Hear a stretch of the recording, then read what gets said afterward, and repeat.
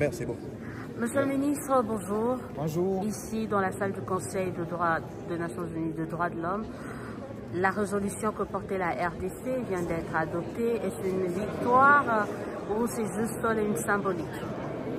Non, c'est les deux. C'est une grande victoire pour la RDC, pour le président de la République, qui tient à ce que la RDC fasse connaître les graves violations qui se passent sur son territoire.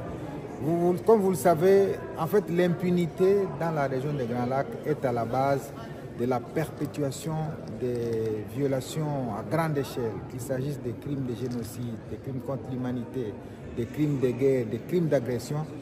Tout simplement parce que ces crimes n'ont jamais été réprimés sévèrement. Cela fait que des gens prennent le goût d'en commettre suffisamment depuis 30 ans. Et donc ici à Genève, au Conseil des Nations Unies des droits de l'homme, nous sommes heureux d'avoir assisté à un débat entre les pays qui tiennent à cœur la RDC et qui considèrent que les violations qui s'y passent doivent cesser. Les pays qui considèrent que le Rwanda a suffisamment commis de graves violations, qu'il doit retirer ses troupes de la RDC. Des pays qui considèrent que le M23 ne peut rien faire s'il n'a pas le soutien du Rwanda. Et donc, nous sommes heureux que tous ces pays réunis ici à Genève, plus de 100, ont considéré que c'est le temps de déclencher deux mécanismes. Le premier mécanisme, c'est d'envoyer une mission d'établissement des faits.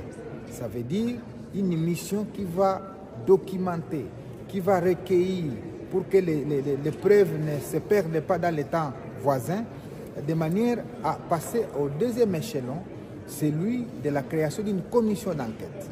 Ce double avantage permet plus tard de se tourner vers l'Assemblée générale des Nations Unies à New York et au Conseil de sécurité et d'activer un autre mécanisme de la Cour pénale internationale pour que tous les crimes qui se commettent dans la zone de Grands Lacs, particulièrement par les Rwandais, ne restent plus impunis et que désormais les auteurs se retrouvent entre les quatre murs pour qu'à jamais les populations de cette partie respirent la paix. C'est donc une victoire et une symbolique importante ici à Genève à laquelle nous avons assisté personnellement avec tous nos collègues réunis. Jusqu'à la fin, on a vu que le Rwanda ne voulait pas qu'on vote cette résolution. Est-ce à dire que cette résolution est également une sorte de condamnation, une ultime condamnation de la communauté internationale face à l'agression rwandaise? Le Rwanda a appelé tous les États à ne pas voter la résolution. Et vous avez suivi que le président a insisté s'il y a un seul État qui peut lever les doigts pour ne pas voter la résolution, eh bien, il n'y avait aucun seul doigt d'un État qui s'est levé pour se ranger derrière les Rwandais. C'est tout simplement pour dire que l'isolement des Rwandais est en train de se confirmer ici dans les milieux internationaux.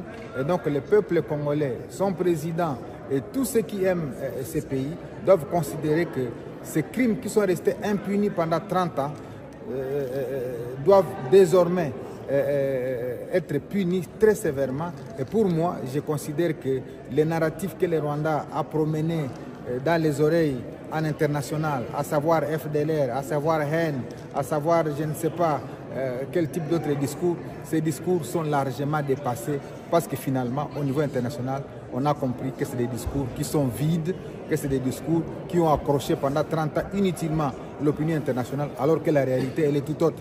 Tout le monde sait que il y a 5 ans, les Rwandais, il y a plutôt une vingtaine d'années, les Rwandais étaient présents en RDC, de 1998 en 2003. Ça fait 5 ans que les Rwandais étaient présents en RDC.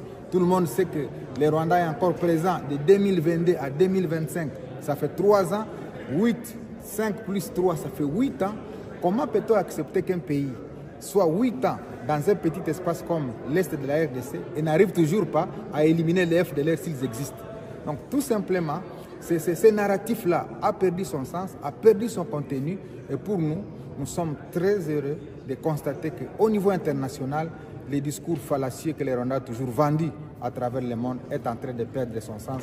Maintenant, il nous appartient à nous de suivre les mécanismes qui sont définis dans la résolution pour obtenir que la mission d'établissement des faits soit rapidement déployée, pour obtenir que la commission d'enquête fasse réellement son travail et qu'au niveau des instances internationales, on se rassure que les auteurs qui sont passibles de condamnations et de sanctions les soient et que désormais tout Nerguimène ne puisse pas considérer que la prise d'armes constitue une voie facile pour tuer les vies humaines. Que répondez-vous à ceux qui disent que plusieurs résolutions, oui, mais rien ne change sur le terrain? Qu'est-ce que cette résolution peut changer comme donne sur le terrain et qu'est-ce que vous pouvez dire à la population par rapport à cet acquis?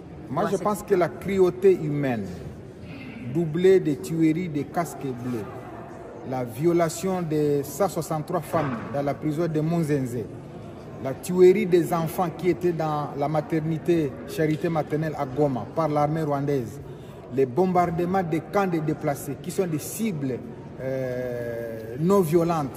Je crois que ces éléments-là ont atteint les cœurs du monde et que cette résolution qui est votée par consensus, parce qu'il n'y a pas un seul vote qui a été émis, mais par consensus, démontre finalement que le peuple congolais doit commencer à espérer à la mobilisation de toute la communauté internationale en sa faveur. Parce qu'il y a beaucoup d'années, les gens pensaient que la communauté internationale avait tourné le dos contre la RDC.